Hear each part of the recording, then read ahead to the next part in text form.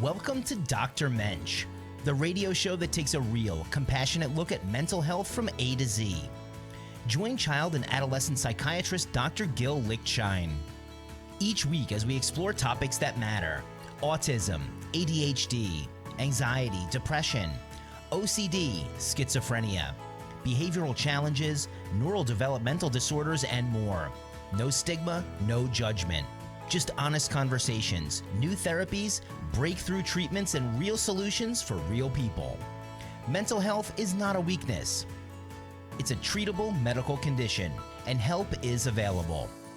Join the conversation now by calling the studio at 888-994-4995, Studio A. This is Dr. Mensch, where hope and healing begin.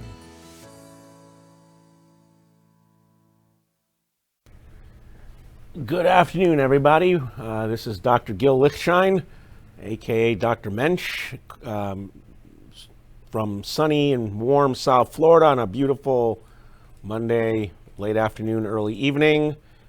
Perfect and most popular time to be in South Florida, and this is the time of year where we feel so fortunate as to why we live here. I'm a board-certified child, adolescent, adult psychiatrist, where my primary office is located in Boca Raton at 7100 West Camino Real, Suite 404. Today, I'm going to kind of pivot a little bit and not really talk about any specific, psychiatric disorders or mental health issues or any topic about medication, or I'm not going to discuss, like a couple of weeks ago, I had Dave Iacovetti on as a guest to talk about the book that we co-wrote. Today I'm actually going to talk about kind of, the holiday season and kind of what kind of challenges that it could contribute and result in people who especially have mental health issues or are on meds, and that between Christmas and New Year's, while the holiday parties and then New Year's being, a celebratory holiday where you go out and drink and revel and party, well, there's a lot potential, pitfalls for that. And I was just the last 2 weeks in Spain, and this Christmas spirit is not just an American thing. When I was in Barcelona and then in Mallorca, the streets were lit up at night. You have this festive atmosphere. You go to stores, restaurants, you just walk the streets, and you kind of see the holiday atmosphere and the kind of festivities that take place. You have these Christmas markets, and people are just kind of in a great, jolly mood. Spanish culture is very interesting too, in terms of it's very food oriented, and wine is a big part of eating, and so when I go to Spain, and I personally have a timeshare in Mallorca, so I try to go once a year to Spain, and I really enjoy the country and enjoy the food. But when I'm there, I kind of partake in some of the customs of the locals. So I go out to dinner in Barcelona, I'll go to a steakhouse or a tapas restaurant, and I'll have a glass or two, maybe a bottle of wine with dinner over a few hours. That's kind of like the I don't say accepted thing, but that's kind of what Spaniards do. And when you go to a restaurant anywhere in a major city in Spain, Madrid, Barcelona, Sevilla, you name it, and you'll see a lot of Spaniards, or they come to dinner, and they often will eat late. So by American standards, when we're used to eating dinner at 6, 7 p.m., Spaniards are still doing their siesta. For them, dinner is like 9, 10 p.m. But you go to a restaurant and you'll see tables with bottles of wine, because that's kind of the custom. Whereas here in America, again, maybe we're a little bit more prudish, and have more kind of limits and limitations when it comes to that. I certainly would also say with smoking, here where there's a lot more restrictions when it comes to, say, like smoking, In Spain, I'm not saying there aren't, but it's certainly not as in your face like it is here in the U.S. So in the U.S., when I go out to eat, I don't necessarily always see tables where there's a bottle, 2 bottles, 3 bottles of wine just being polished off by a group of people like you do in Spain. Again, America tends to be a little bit more prudish when it comes to these matters. But nonetheless, when it comes to the holidays, a lot of people, whether personally or through their place of employment, have holiday parties. Again, whether it's catered in the office setting or at a restaurant, and part of the festivities and the holiday atmosphere often involve alcohol. And I'm not here to preach or to advocate for, abolition of drinking, or back in when the 19th Amendment was, the 18th Amendment was passed and you had prohibition. I'm not talking about that, but alcohol is kind of an interesting drug, and it's what it is. It is a drug.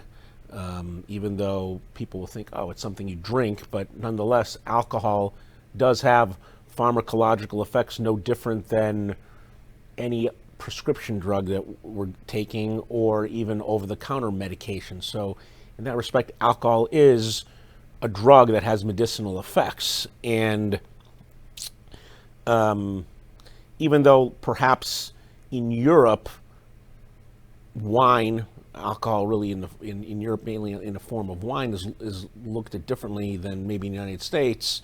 Nonetheless, alcohol can have some serious, issues and really affect people differently. And so especially in the holidays, and especially with New Year's, where, really the focus on New Year's is, and, you're going out, you're celebrating the upcoming new year, and you go to parties, and what do they have at parties? Alcohol.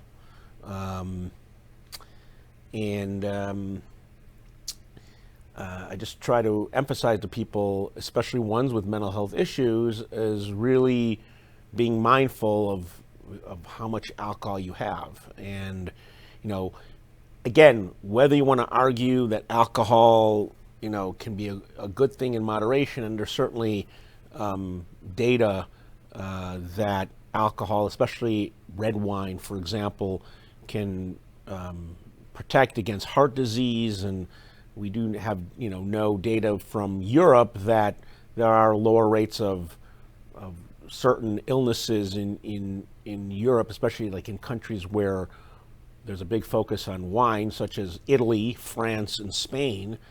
But nonetheless, again, with a lot of things, with moderation, alcohol, I'm not going to say it's not toxic, but perhaps may have some beneficial effects. But when the use of alcohol gets a little out of hand, that's when problems arise. And in the holiday season, when things are, people are supposedly joyful and in a celebratory mood, and you have all these different parties, and then again emphasizing with New Year's, where it's like kind of one huge party, often in kind of a party atmosphere. What will they serve?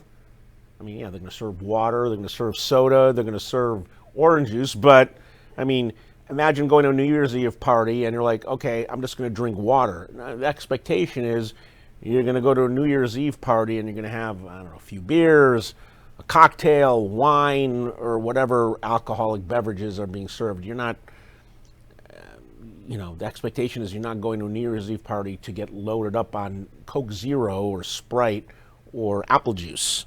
And so these are also circumstances and occasions where, one could kind of lose control and kind of get into trouble. And, alcohol is, an interesting drug. And I would say that, colloquially, I would say alcohol is a depressant. It modulates a certain inhibitory neurochemical in the brain called GABA, kind of similar to a class of drugs called benzodiazepines, such as Xanax or Klonopin or Valium. And so, yeah, in the immediate like effects of alcohol, it could kind of have an anti-anxiety and calming and kind of like a tranquilizing effect. And you know, alcohol has even been used as a antiseptic, kind of an anesthetic. You know, in the days before we had anesthesia, when you had surgeries performed, especially like in open field, like in wars, if they didn't have ether or chloroform, alcohol was often used because it could kind of help, you know, modulate pain. Like I said, it's a good antiseptic, so it could sterilize, you know, equipment. And so, you know, there is some medical uses of alcohol, but it's when alcohol starts being used in excess that its beneficial effects are outweighed by its you know, negative effects.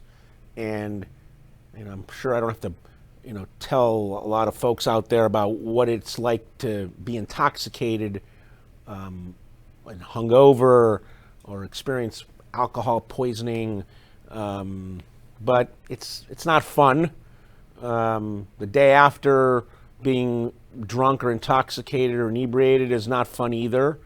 And the other thing too, at least in my practice, is you know, I have, you know, overwhelming majority of my patients taking some type of, you know, psychotropic medications, and so using this, let's say, holiday season, you want to say month period of time, whether it's the whole month of December or the last 2 weeks of the month, or some would say even from Thanksgiving, you know, 5 weeks of reveling, is having to be mindful of how much alcohol you take in, especially if you are on psychotropic medications, because, you know, alcohol, again, as I said before, it kind of is looked as a depressant or a downer, if you want to say, where although in the short term, you drink and you feel good.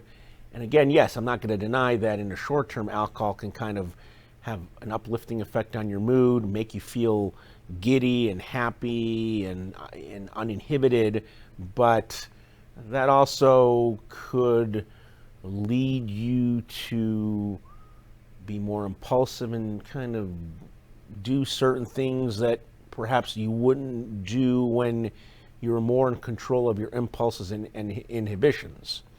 And then the whole concern also is, you know, more long-term effects of ongoing alcohol use and its overall effects on your body, not just on your mind, but on other organs of your body. So this is where you know, there's kind of like a fine line about trying to, you know, maintain control of your drinking over this, you know, period of time where, you know, we're reveling and rejoicing and having a good time and enjoying the company of friends and family. Because I mentioned in a previous show that, you know, the holiday season could also be a time, you know, tough time or more difficult time for certain people, and that you don't want to, I don't want to use the word self-medicate, but, you know, you don't want to try to drown out your sorrows or your, you know, or difficult time by numbing them, so to speak, with alcohol. Even though sometimes it can be very tempting, and, you know, alcohol is, you know, all around us. Now, again, I'm not trying to preach any agenda here. I'm not here trying to promote prohibition or raising the drinking age. Again, in Europe, for example, I believe in most, if not all, European countries, the drinking age is 18. So, you know, whereas here, I mean, I remember growing up that there were still some states that the drinking age was 18, and then gradually, let's say by the late 70s, I remember growing up in Chicago where I remember as far back as I can remember, the drinking age in Illinois was 21, but I remember in Wisconsin, I believe it was 18 or 19, and I remember that I'm going to say maybe in the late 70s.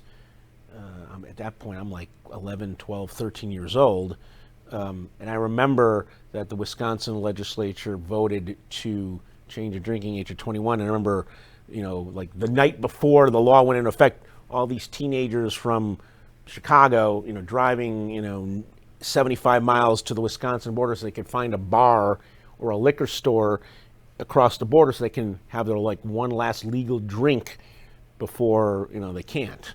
Now again, I'm not here to advocate, raising the drinking age, lowering the drinking age. I'm not here to, advocate for, let's go back to the Volstead Act and let's have congressional laws to prohibit the sale and the importation and of alcohol, because again, you go back in history, that was a time of, people still were drinking, you still could get it, and it led into bootlegging and some of the organized crime, kind of focused on, alcohol. So I'm not here to advocate any, political agenda, but more of, talking about people being more mindful and trying to maintain some sort of self-control and not let having a good time kind of cloud your judgment, because you can have a good time,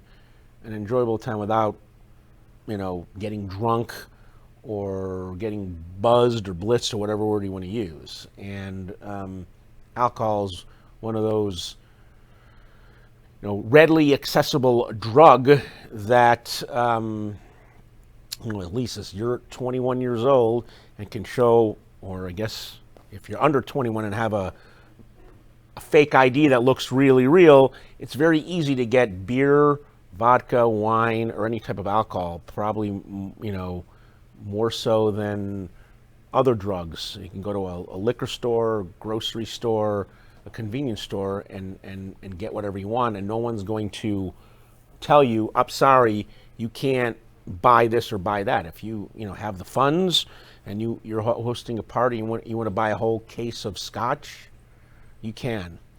On that note, we're going to take a brief commercial break, and we'll be back momentarily. What happens when the mind of a healer crosses over into the darkness of the human soul? From authors David Icovetti, Dr. Gil Lichtshein, and Yolanda DeLuca comes a chilling psychological thriller, Dr. Mensch, A Prescription for Evil. This gripping novel follows a respected Boca Raton psychiatrist who secretly descends into madness, transforming into a modern-day king of the underworld. Inspired by true events and Dr. Gil's childhood connection to a mob family, this story blurs the line between sanity and evil, genius and destruction. Unforgettable, disturbing, impossible to put down. Get your copy today on Amazon.com. Dr. Mensch, A Prescription for Evil, a 2020 psychological crime thriller. You're listening to Dr. Mensch with child and adolescent psychiatrist Dr. Gil Lichtshein. For a copy of his powerful new book, Dr. Mensch's Prescription for Evil, visit Amazon.com. For more information or to schedule a consultation, contact Dr. Gil directly at 561-300-4052 or visit docgil.com. Now, let's get back to the show. Welcome back, everybody. Dr. Gil Lichtshein, aka Dr. Mensch here, talking about, pontificating, whatever word you want to use about the holiday season and trying to maintain some sort of self-control when it comes to reveling and drinking. And I was saying about, alcohol being, readily accessible. I was saying, like, if I wanted to go to a liquor store and I was hosting a party and I wanted to buy a case of, Macallan 18, no store employee at ABC Liquors or any liquor store I go to is probably going to tell me, sorry, young man, or in my case, old man, you can't buy this, it's too much. They're going to be like, show me the money, pay the bill, and off I go. So, alcohol is readily available, easily accessible. So it makes it for, something to, that a lot of people is going to want to partake in. And especially if you are suffering from any type of, serious mental health issues like depression, anxiety, schizophrenia, bipolar disorder, the prospects of drinking, maybe in the short term seems great. Maybe it might make you feel good, especially if you've had a bad day or a bad run of a few weeks. But the problem is that when you're prescribed psychotropic meds, again, it doesn't matter whether it's antidepressants, antipsychotics, mood stabilizers, drinking and being on psychotropic meds can sometimes be a problem. And I have a lot of my patients who will often ask me, like, can I drink if I'm taking Prozac or I'm taking lithium or if I'm taking Abilify? And I'm like, well, define what you mean, because, when you go to the pharmacy and you get your bottle with your meds, it's going to say, like, don't drink or or warning, do not consume any alcohol. And again, I always try to be clear with my patients and saying, hey, if you go out to dinner and you have a glass of wine, that's one thing. But going to a party, getting blitzed or plastered on, I had like two bottles of wine and a few mixed drinks and stuff like that is a lot different than simply, I had a nice time at a Christmas party, great company, great food, some good, I had a glass of great wine or I had a beer. Okay, fine, great. But, this whole month has been full of party after party after party, and I've been getting drunk, night after night. That's, a little bit of a problem. And, both a little bit of a problem mentally, but also it could also wreak havoc on your body physically. So I try to give a whole kind of comprehensive outlook on what alcohol does. And I have the, I guess, advantage of seeing patients who, let's say, have been drinking for years and years and years, and then maybe they've finally gotten sober, but the long-term effects of their drinking has finally caught up with them, whether it's killed their liver or it's killed their brain or done some other damage to their body, whether physically or mentally. So again, I'm not opposed to alcohol. There's a time and place. I mean, certainly you get great news, you getting married, you have a baby, some big event in your life, and you want to celebrate by going out with your friends and having a drink. That's one thing, but going to parties day after day, say over the course of the month for the holidays, and using that as an opportunity to get drunk, that's something to kind of really be mindful of, especially if you are taking psychotropic medications. And that also goes true for if you're taking other meds. And again, that's beyond my area of expertise, but I can imagine if you're taking seizure medications, you're on insulin, or you're taking medicine for high blood pressure or high cholesterol, excessive drinking is probably not beneficial for your blood pressure. Certainly not beneficial if you have a seizure disorder, epilepsy, and you're starting to drink, because you come off alcohol and that could cause seizures. So again, you got to take into account your mental health and physical health, and look at what impact drinking can have on you, especially again during this holiday season. Again, I'm not trying here to be a party pooper or a Debbie Downer. I think everybody has a right to enjoy themselves, enjoy what the holiday season is supposed to bring about, a sense of camaraderie, family, being with friends, celebrating, being thankful for life and what you have and what you've attained and achieved, but at the same time, trying to do so with some modicum of self-control. Because again, one of the things that people say what they like about having a couple of drinks is it kind of makes them feel good, less inhibited. But sometimes when our guardrails are down, that is when it can lead us to a lot of problems. And well, again, look at, for example, drunk driving. Your judgment's impaired. You think you're in control. You're not. Get behind the wheel of a car and boom, either get into an accident, hurt yourself or hurt somebody else, and then think of the legal ramifications. You get your license revoked or suspended. You can't drive. You can't. So, in the end, you got to kind of think: is it really worth it? So, really, the take-home message I'm trying to send is more of, be responsible.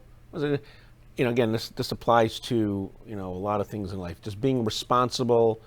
Part of being an adult is, okay, you're an adult, you're a grown-up, act like a grown-up, make grown-up decisions, take responsibility for your actions, be accountable for what your choices and the consequences of your choices. So if you want to partake in some celebration and be in a celebratory mood and involve alcohol intake, then be mindful of what that means, make some contingencies. One thing I could never understand is like these athletes who would drink and then get into a car, drive and kill somebody. Like, why don't they hire an Uber driver? They have plenty of money. They have the financial resources. So just make the contingencies, take into account of the choices you're making, and this will make a much better and celebratory holiday season. So I appreciate everybody listening to this. Again, kind of going a little bit off topic or taking a little different direction today. I just want to wish everybody who celebrates Christmas, Merry Christmas. I just finished celebrating Hanukkah, so I want to wish everybody out there who celebrated Hanukkah, wish they all had a great, happy Hanukkah. And again, this is Dr. Gil Lichtshein, aka Dr. Mensch. I'll be back next Monday, and I'll have a special guest. And I look forward to my next show next week. But again, Merry Christmas to everybody who celebrates. Thank you very much. Thank you for joining us for Dr. Mensch with Dr. Gil Lichtshein, helping you navigate the world of mental health with clarity and care. If you or someone you love needs support, you're not alone. Treatment works and recovery is possible. To schedule a consultation or discuss non-medication therapies, personalized treatment plans, or psychiatric care, contact Dr. Gil directly at 561-300-4052 or visit docgil.com. You can catch us each week on South Florida Oldies Radio and streaming across all social platforms. Until next time.